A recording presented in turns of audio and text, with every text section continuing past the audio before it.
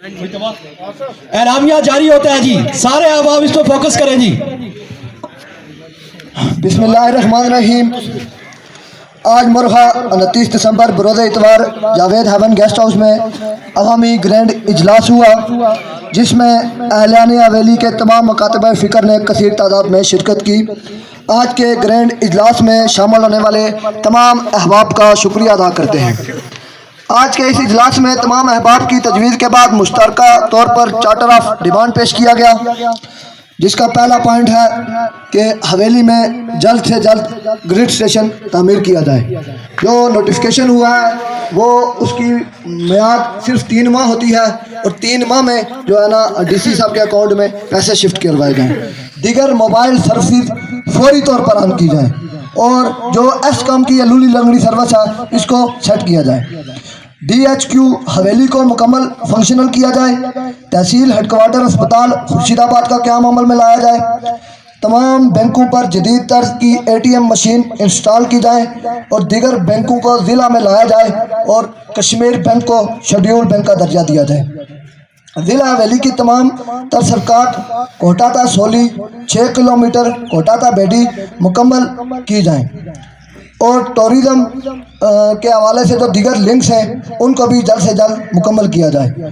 مندار اور بیڈی روڈ کے ٹھیکیداروں نے جو ہے نا 2 سال سے وہ غائب ہیں اور مکمل کام نہیں ہوا ہے، تو ان سے بھی ہم گزارش کرتے ہیں حکومت سے کہ فوری جو ہے نا وہ کام مکمل کروایا جائے۔ یونیورسٹی کا قیام عمل میں لایا جائے، اور زمین کے معاملے کو جلد سے جلد فائنل کیا جائے۔ سرکاری اسکول کی بلڈنگ فرنیچر اور سٹاف کو پورا کیا جائے۔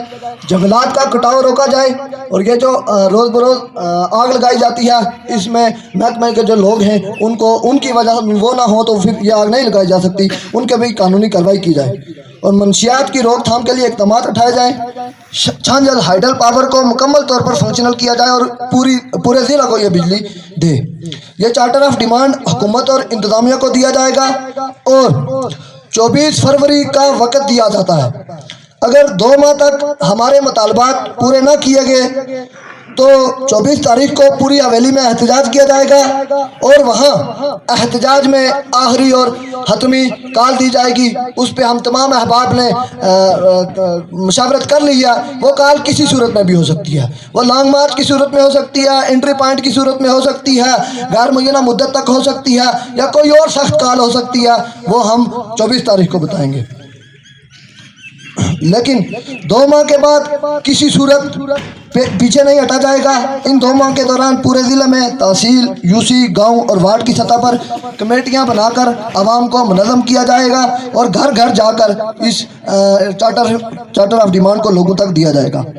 آج کا یہ اجلاس مشترکہ طور پر فیصلہ کرتا ہے کہ یہ تمام تر جدوجہد عوامی ایکشن کمیٹی کے پلیٹ فارم سے کی جائے گی۔ آج کا یہ اجلاس ریاست کے تمام مزاحمت کاروں سے گزارش کرتا ہے کہ ہمارے چارٹر آف ڈیمانڈ پر ہماری جدوجہد کا حصہ بنے، اور ہمارے حقوق کی آواز پر لبیک کہیں۔ اور یہ جو ہمارے مطالبات ہیں یہ جموں کشمیر جوائنٹ عوامی ایکشن کمیٹی کے چارٹر آف ڈیمانڈ میں بھی موجود ہیں۔ دیگر سروسز اور اسپتال اور گریڈ اسٹیشن یہ تمام ادھر موجود ہیں۔ ہم جموں کشمیر جوائنٹ عوامی ایکشن کمیٹی کے تمام ممبران سے بھی گزارش کرتے ہیں کوئی ہمارے اس چارٹر آف ڈیمانڈ کی حمایت کرے اور ہمارے ساتھ جدوجہد کا آغاز کرے۔ تو اس سارے چارٹر آف ڈیمانڈ پہ یہ آج کا تمام اجلاس مشترکہ طور پر یہ اعلان کرتا ہے کہ اگر یہ ہمارے مطالبات پورے نہیں کیے جاتے اور پھر لمبی جدوجہد کی جائے گی۔ ہم تمام احباب کا شکریہ ادا کرتے ہیں۔